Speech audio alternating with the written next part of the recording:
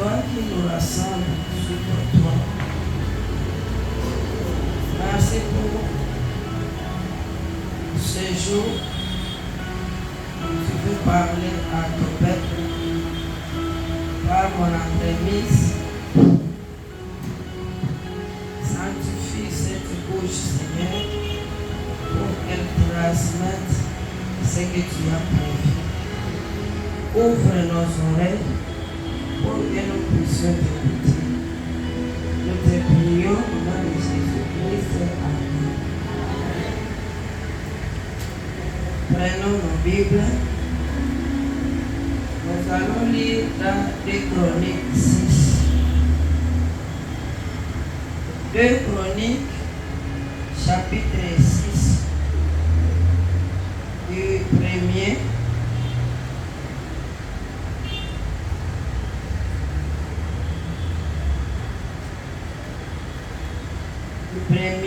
au 11e verset.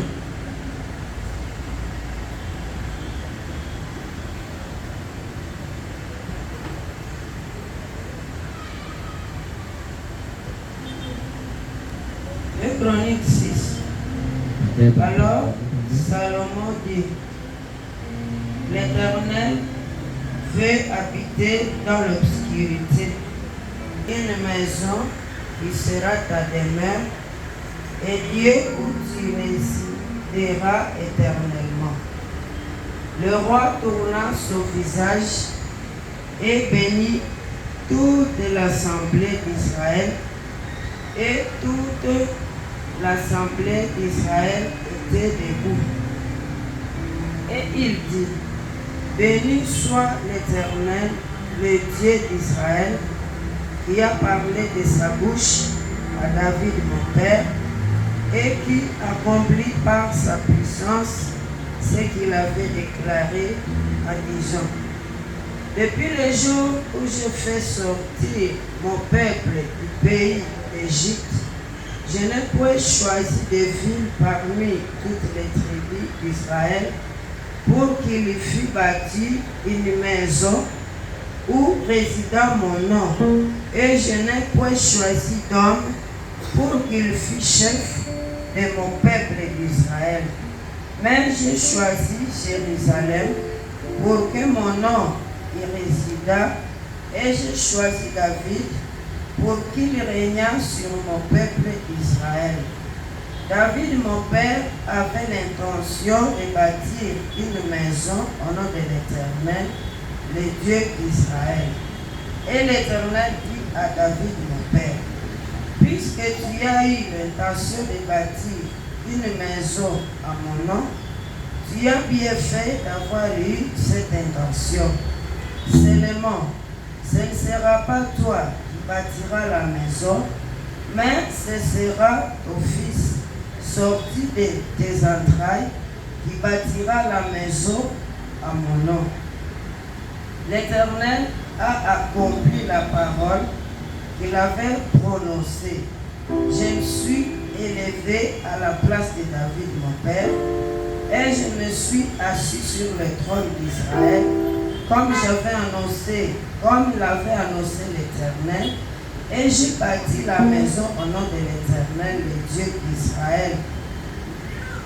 J'y ai placé l'arche où est l'alliance de l'Éternel, l'alliance qu'il a faite avec les hommes.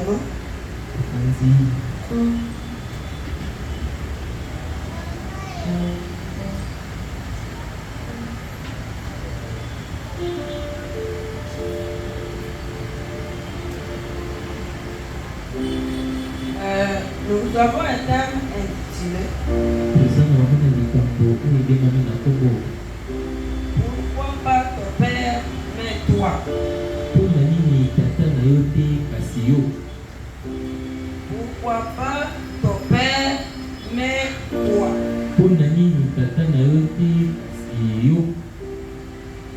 Je vais nous dire ce soir, en particulier toi, je vais te dire que tu as une grâce particulière. Tu es spécial. Si tu marches dans la crainte de Dieu. Tu es spécial si tu marches dans la crainte de Dieu. Et Dieu va facilement agréer ton offrande. C'est pourquoi il te demande pourquoi ton père. Pourquoi pas ton père, mais toi. Ça n'a pas été ton père, c'est toi. Et nous venons de dire que tu es spécial si et seulement si tu marches dans la volonté de Dieu. C'est pourquoi ça n'a pas été ton père, c'est toi.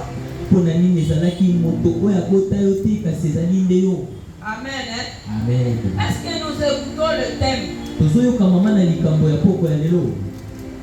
Si nous écoutons le thème, manifestons. Disons pourquoi pas toi, pourquoi pas ton père, mais c'est toi. Tu es spécial. Ce que tu es aujourd'hui, ce n'est pas ce que ton père a été. Tu es différent de lui. Peut-être ton père n'a pas été sauvé. Aujourd'hui, toi, tu es sauvé. Peut-être ton père a grandi et il est mort à Bandundu. Toi, aujourd'hui, tu es à la capitale. Peut-être ton père fut forgeron. Toi, tu as étudié. Peut-être ton père fut maladif. Toi, tu es en bonne santé. Peut-être ton père était soulard. Aujourd'hui, toi, tu es pasteur. Toi, tu chantes pour le Seigneur. Toi, tu es entrepreneur. Tu es sauvé. C'est pourquoi. Pourquoi pas ton père, mais toi. Dieu a besoin de toi. Tout ce que nous sommes, tout ce que nous avons, tout ce que nous faisons, dépend premièrement de la grâce de Dieu. Et deuxièmement, ça dépend de la destinée de Dieu dans ta vie. Amen. Amen. Amen. Ce que tu es dépend de la grâce de Dieu.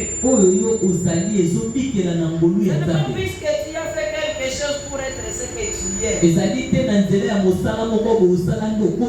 C'est la grâce de Dieu premièrement. Deuxièmement, c'est la destinée de Dieu dans ta vie. Quand nous disons Genèse 4 verset 2, il y a deux frères.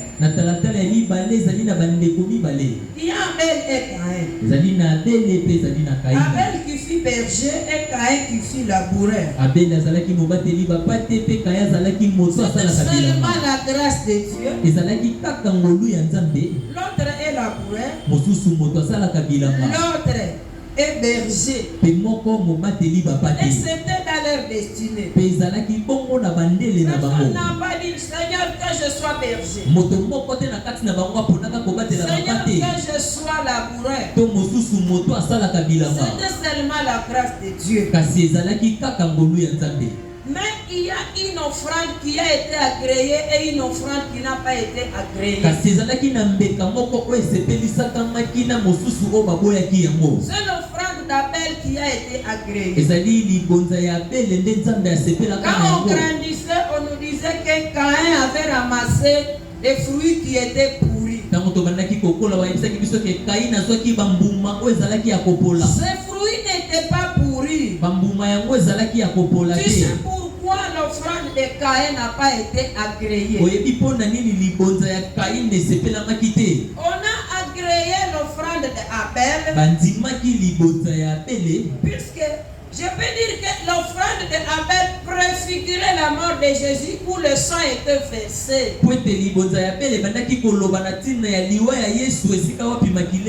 Lui, il a versé le sang de son mouton. Et son offrande a été agréée. C'était seulement la grâce. C'était seulement la grâce de Dieu. Puissance suprême qui règle le cours des choses. Ce n'est que Dieu qui en est le maître. C'est seulement Dieu qui est le maître de ta destinée. Mais je vais te dire une chose. Pour que ta destinée s'accomplisse de la manière que le Seigneur l'a conçue,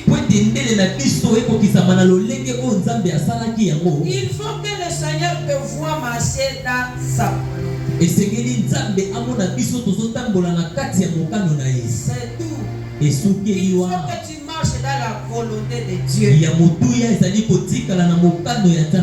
Mais la destinée du Seigneur peut ne pas être accomplie telle qu'elle a été conçue.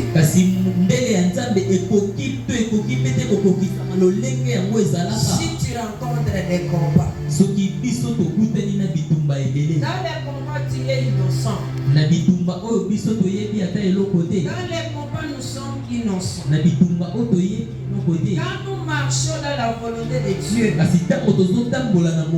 la destinée de Dieu va s'accomplir telle qu'elle est conçue.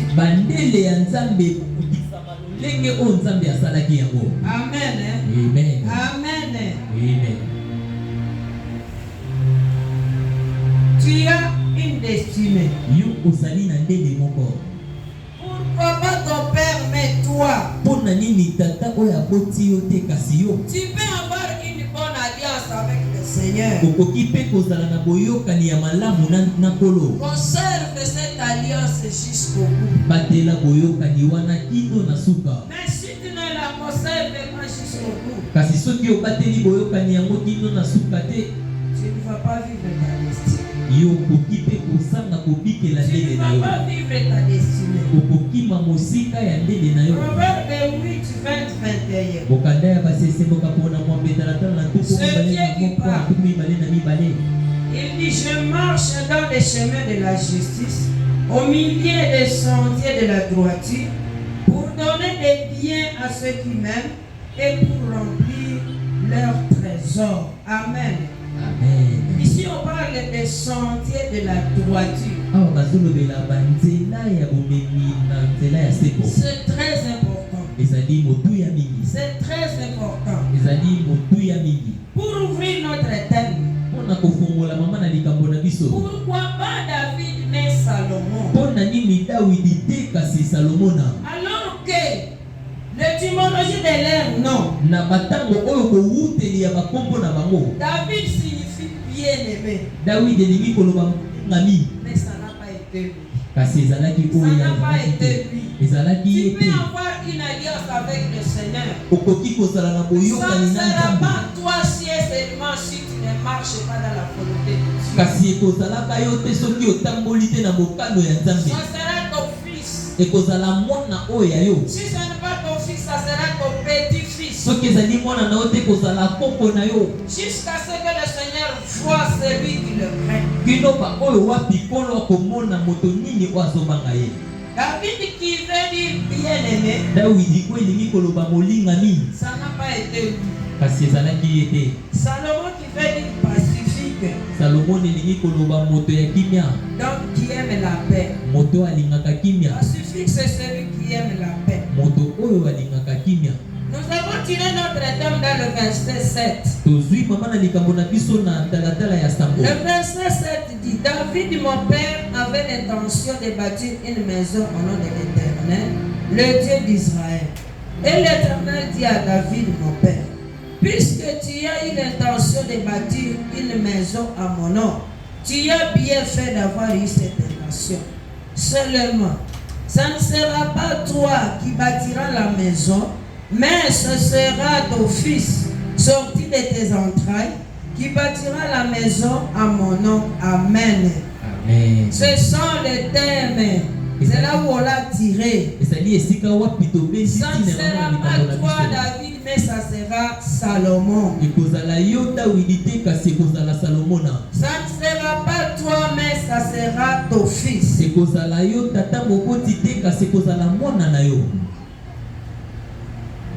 Ton père, si ton père n'a pas eu l'opportunité de construire un temple pour le Seigneur, saisis cette opportunité. Saisis cette opportunité. Puisque si tu ne le saisis pas, on va te ravir cette opportunité. Et on va le transmettre à ton fils. Amen.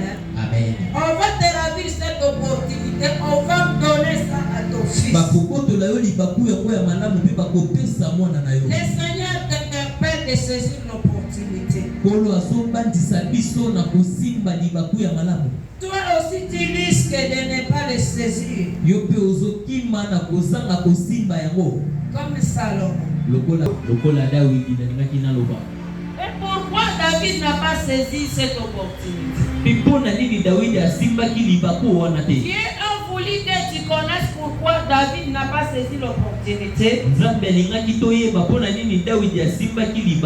Pour que tu puisses faire un effort pour le saisir. Amen. Hein? Amen. Amen. La première chose qui a fait chuter David de ne pas saisir l'opportunité, c'est l'affaire de Bathsheba et Uri. Nous allons voir ça dans 2 Samuel 11.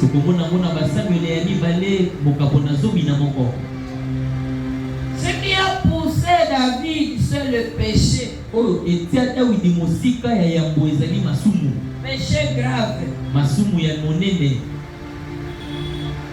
Et la première chose, c'est dans 2 Samuel.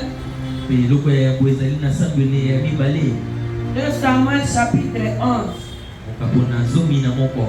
Nous allons lire pour une bonne compréhension. De 1 à 15. L'année suivante, au temps où les rois se mettaient à campagne, David envoya Joab avec ses serviteurs et tout Israël pour détruire les fils d'Ammon et pour assiéger Rabba. Mais David resta à Jérusalem. Un soir, David s'éleva de sa couche et comme il se promenait sur le toit de la maison royale, il aperçut de là une femme qui se baignait et qui était très belle de figure. David fit demander qui était cette femme et on lui dit: n'est-ce pas Bathsheba, fille d'Eliam, femme d'Uri, le Hétien? Et David envoya des gens pour la chercher. Elle vint vers lui et il coucha avec elle. Après s'être purifiée de sa souillure, elle retourna dans sa maison. Cette femme devint enceinte et elle fit dire à David: je suis enceinte. Alors David expédia cet ordre à Joab: envoyez-moi Uri les Hétien. Et Joab envoya Uri à David. Uri se rendit auprès de David, qui l'interrogea sur l'état de Joab, sur l'état du peuple et sur l'état de la guerre. Puis David dit à Uri: descends dans ta maison et lave tes pieds. Uri sortit de la maison royale et il fut suivi des présents du roi. Mais Uri se coucha à la porte de la maison royale avec tous les serviteurs de son maître et il ne descendit point dans sa maison. On en informa David et on lui dit, Uri n'est pas descendu dans sa maison. Et David dit à Uri, n'arrives-tu pas de voyage? Pourquoi n'es-tu pas descendu dans ta maison? Uri répondit à David, l'arche et Israël et Juda habitent sous des tentes. Mon seigneur Joab et les serviteurs de mon seigneur campent à rase campagne. Et moi j'entrerai dans ma maison pour manger et boire et pour coucher avec ma femme. Aussi vrai que tu es vivant et que ton âme est vivante, je ne ferai point cela. David dit à Uri, reste ici encore aujourd'hui, et demain je te renverrai. Et Uri resta à Jérusalem ce jour-là et le lendemain. David l'invita à manger et à boire en sa présence, et il l'enivra. Le soir, Uri sortit pour se mettre sur sa couche avec les serviteurs de son maître, mais il ne descendit point dans sa maison. Le lendemain matin, David écrivit une lettre à Joab et la voya par main d'Uri. Il écrivit dans cette lettre, placez Uri au plus fort du combat et retirez-vous de lui afin qu'il soit frappé et qu'il meure. Amen. Amen. David, après avoir approché la femme de son soldat, il a dit qu'il aura la honte. Et il a appelé son soldat de la guerre là où il était. Et il dit, il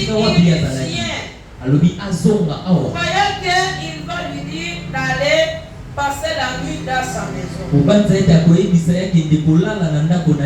Tu vois, quand tu as fait un péché, le Seigneur fait tout pour que tu aies la honte.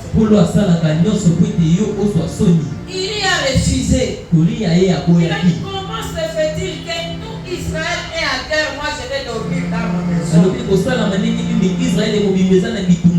Ça ne peut pas se faire et ça ne se fera jamais. Le deuxième jour, David fait tout pour enivrer Uri. Croyant que dans cette ivresse, il va passer la nuit dans sa maison.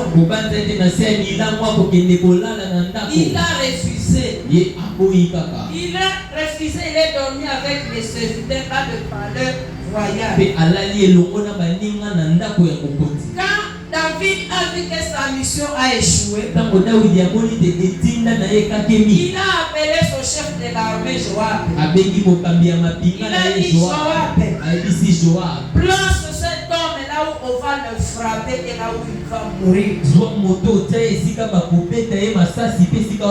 Effectivement, le chef de l'armée a obéi. Il a placé Uri là où il va mourir. On l'a frappé et il était mort. Pour David, il a dit que c'est fini. Mais pour Dieu, ce n'était pas fini. Tu peux faire une chose à cachette. Croyez que c'est fini. Ce que le ciel écrit tout. Le ciel écrit tout. Même tes pensées, le ciel écrit. David ne savait pas que le ciel avait déjà écrit. Mais c'était la première chose qui a laissé que David perde son opportunité. Amen. Amen. Amen. Le deuxième péché grave de David, c'est quoi? Quand nous lisons dans 2 Samuel 24, à 2 Samuel 24, on n'allons pas lire ça puisque c'est très long. Tu vas lire ça à la maison du 1er au 5e verset. La Bible nous dit que David fait un dénombrement. Le dénombrement n'était pas de la volonté de Dieu. Dieu n'était pas pour le dénombrement de David. Au verset 10, David sentit battre son cœur après qu'il eut ainsi fait le dénombrement du peuple.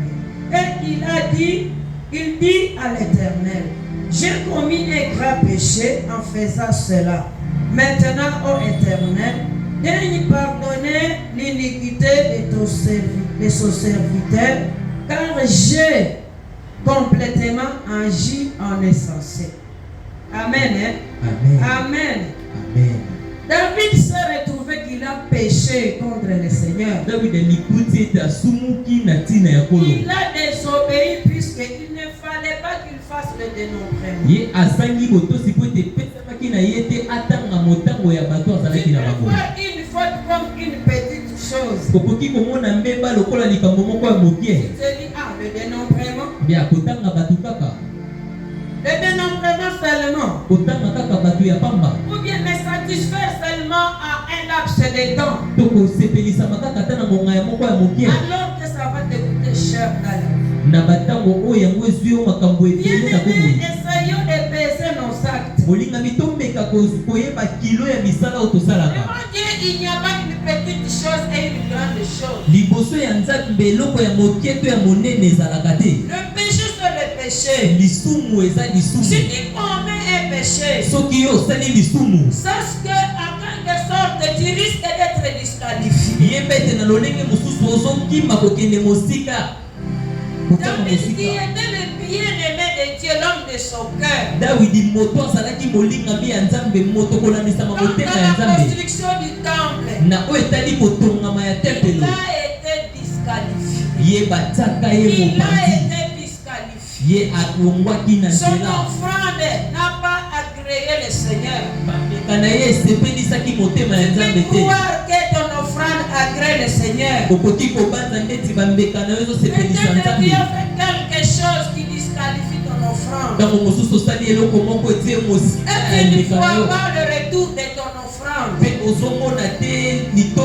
Et pour David, il l'a su.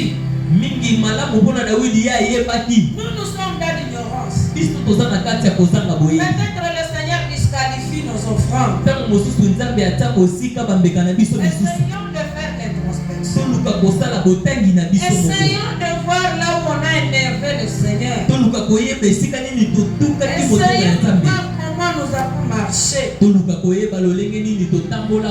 Dieu est juste. Dieu peut te pardonner.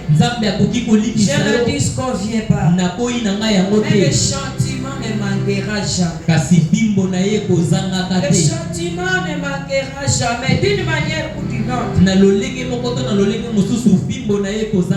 Le châtiment ne manque jamais. Amen. Amen.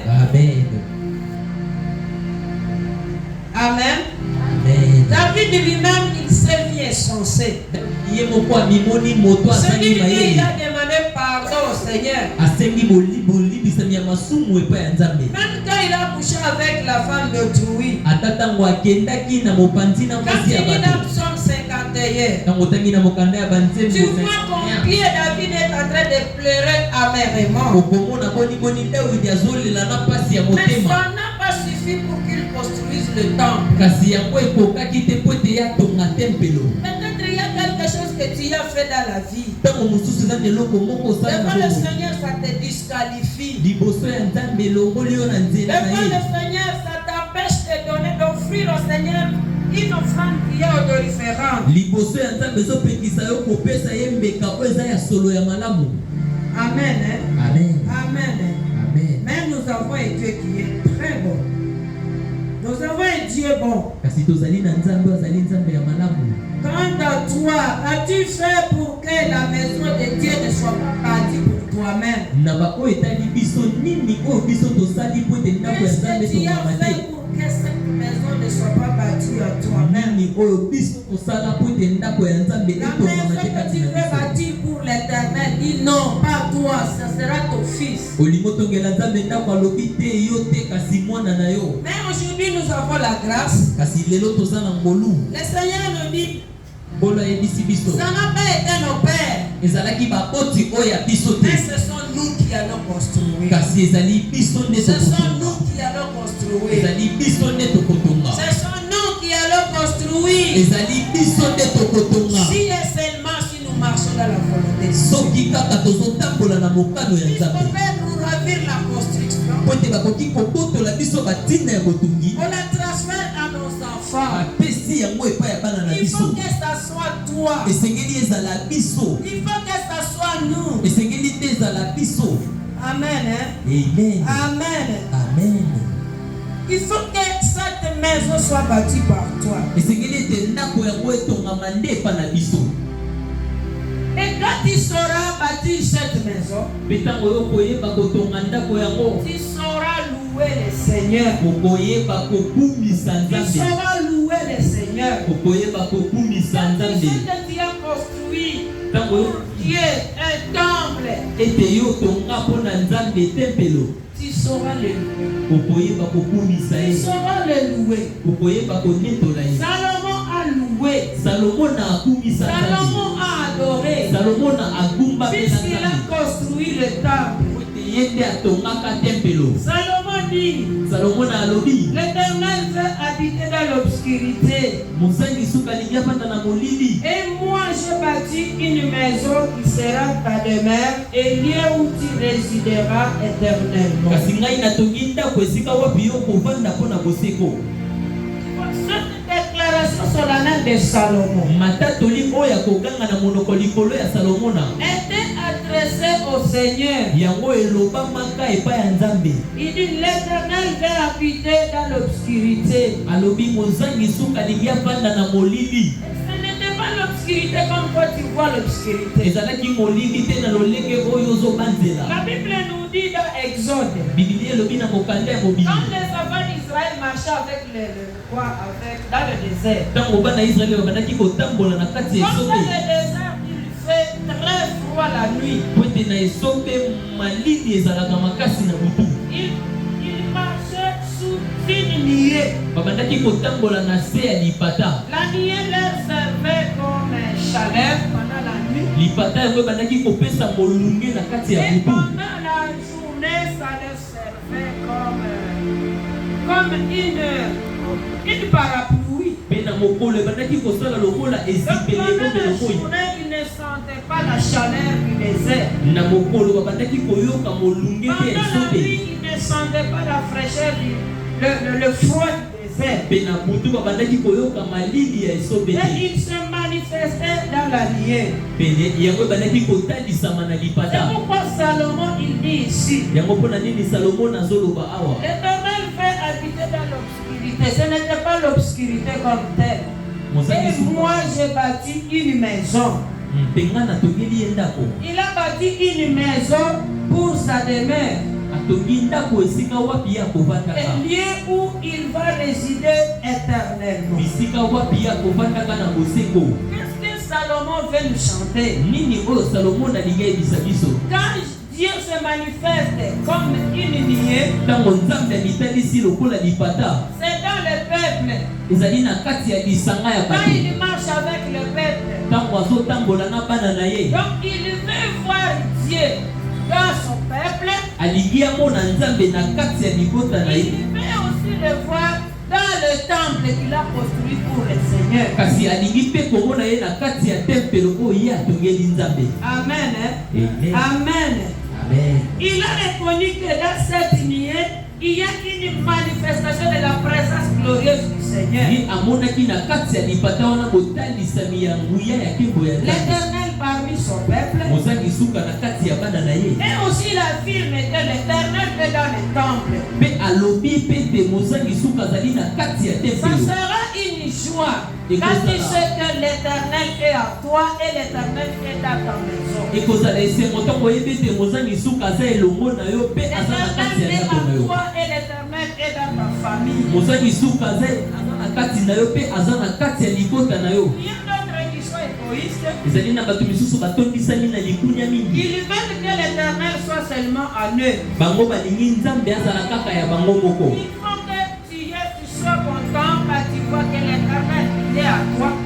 Il est à celui qui est à côté de toi. L'Éternel est chez tout le monde et ça te fera la joie. C'est là la joie de Salomon. Construire une maison et il sera sûr que Dieu est là. Alors moi je vais te poser une question. Tu as accepté Jésus-Christ comme sauveur. Tu as accueilli Dieu en toi. Tu es son temple. Mais tu es très content quand tu sais que Dieu n'est plus en toi. C'est de la même manière que Salomon, il a mis les dépenses qu'il a fait pour bâtir ce temple. Et peut-être à un moment donné, il voit son effort et il pourra voir que Dieu n'était pas là. Ça devrait être son souci. Pourquoi ne pas construire un temple où Dieu ne va pas demeurer? C'est la même chose que toi et moi. Comment tu peux accepter Jésus-Christ comme sauveur et Seigneur? Tu acceptes qu'il demeure en toi. Et à un moment donné, par ton comportement, tu le rejettes, il quitte son temple.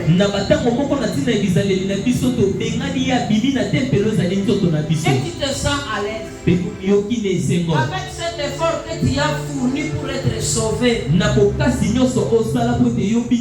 C'est plus que même l'argent. Puisque tu t'es détaché de mondanité, tu t'es détaché de beaucoup d'histoires dans le monde.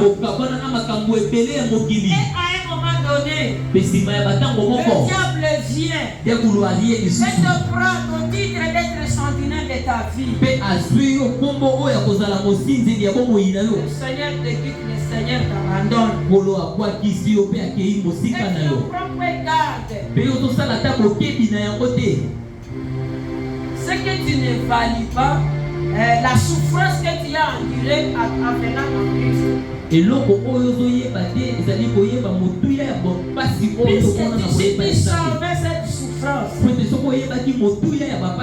bien même si tu savais le niveau spirituel que tu as aujourd'hui,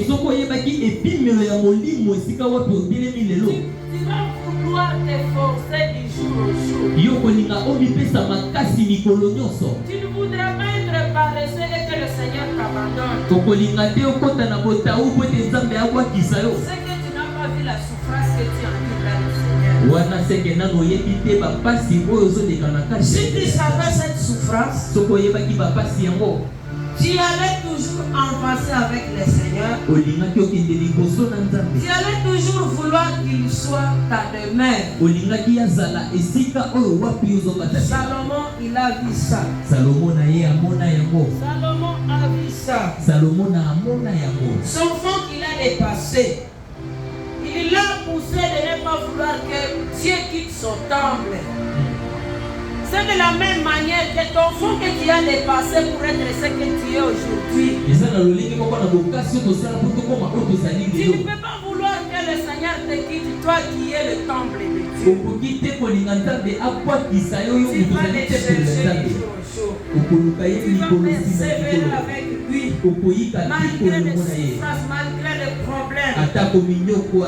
Tu ne pourras pas vouloir que tu ne sois plus le temple de Dieu. Puisque tu as souffert pour être son temple.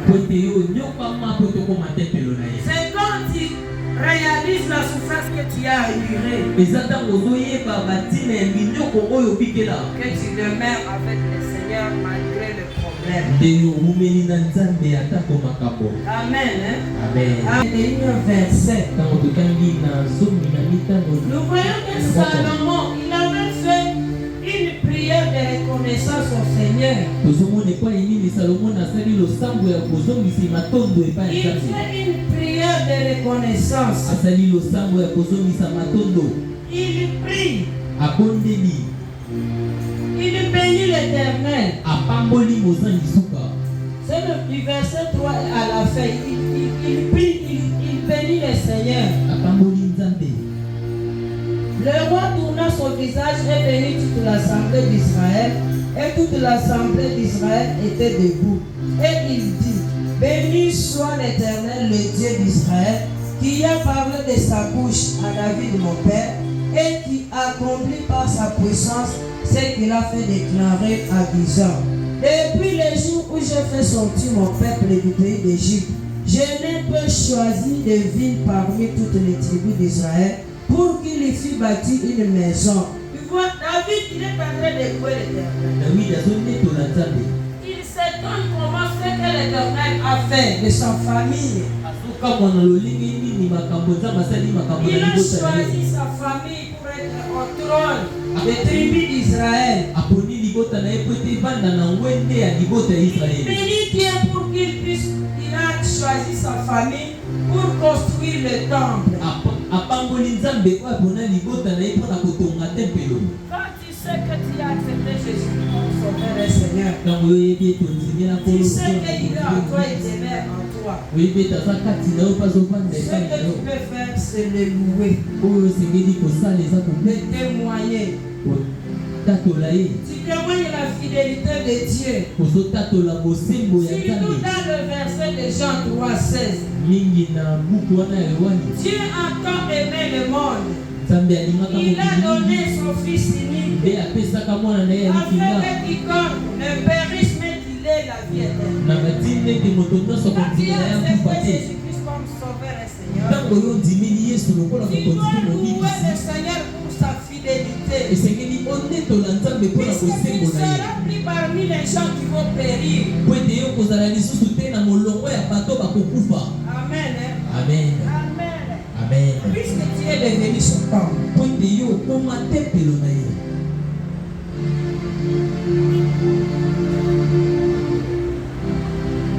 Peux-tu être dans le regret?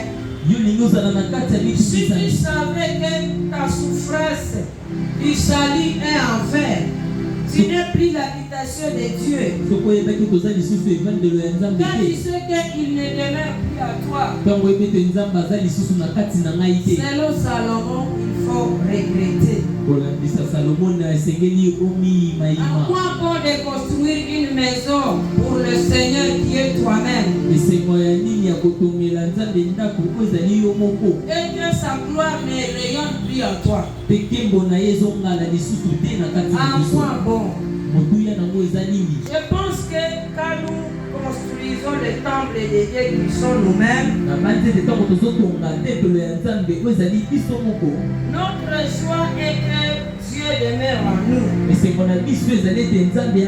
Notre joie est que sa gloire rayonne en nous. Pour terminer, ce qui est essentiel, selon notre thème d'aujourd'hui, ce qui est essentiel est de connaître que de la même manière que Dieu a disqualifié David à cause du péché, et il a honoré Salomon puisqu'il a marché comme il a voulu. C'est de cette même manière que Dieu peut aussi te disqualifier si tu ne marches pas selon sa volonté. Et au lieu que tu construises un temple pour lui, il va choisir ton fils ou bien ton petit-fils. Il a fallu que c'est toi qui es ici présent. Si comment tu vas construire le temple de Dieu si tu ne l'as pas encore construit? Si tu l'as déjà construit, c'est bon, c'est magnifique. Puisque ce n'est pas ton père qui l'a construit, po ete ezali tata te nde ce atongaki n'est yango, pas ta mère qui l'a construit, ezali mpe mama te nde ce atongaki n'est yango, pas ton oncle qui l'a construit, ezali mpe ndoko te nde ce atongaki n'est yango, pas ton grand-père qui l'a construit, ezali mpe bakoko te nde ce batongaki n'est yango, pas ta soeur qui va la construire, ezali mpe te yaya na oyo ya mwasi nde ce atongaki n'est to pas ya ton mwasi, frère, mais c'est toi. ezali ya mobali te kasi C'est ezali toi qui vas construire le temple de Dieu. ezali yo to kotonga tempelo ya Nzambe. Si tu l'as déjà construit, Mpe soki yo si otonga yango, après avoir construit ce temple, nsima na yo kotonga tempelo wana, ta joie est que Dieu demeure dans ton temple qui est toi-même. esengo na yo ezali Nzambe awumela na tempelo oyo Mais ezali si siko. tu sais que tu as déjà construit le temple, Kasi soki oyebi ete si et otonga que Dieu tempelo, n'est plus dans ton temple, mpe Nzambe aza lisusu na tempelo na yo te, il est encore grand temps. ntango ezali nani?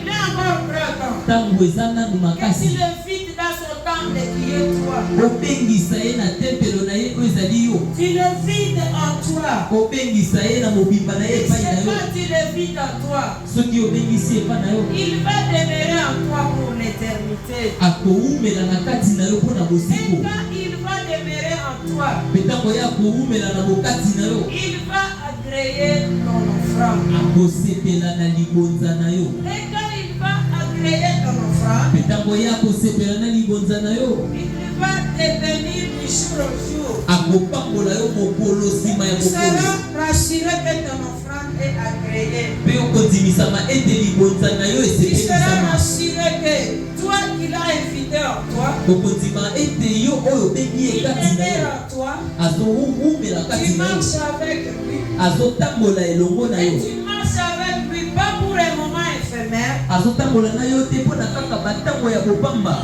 mais pour un moment qui n'aura pas de fin. kasi mpo na bantango oyo ekozangaka suka. C'est pourquoi le Seigneur nous interpelle. Yango mpo na nini Nzambe abendi biso mabanzo, Dis-moi et toi, alembisi na ngai mpe na yo, puisque ça n'a pas été nos pères, po ete ezalaki bakoti na biso te, que ça soit nous.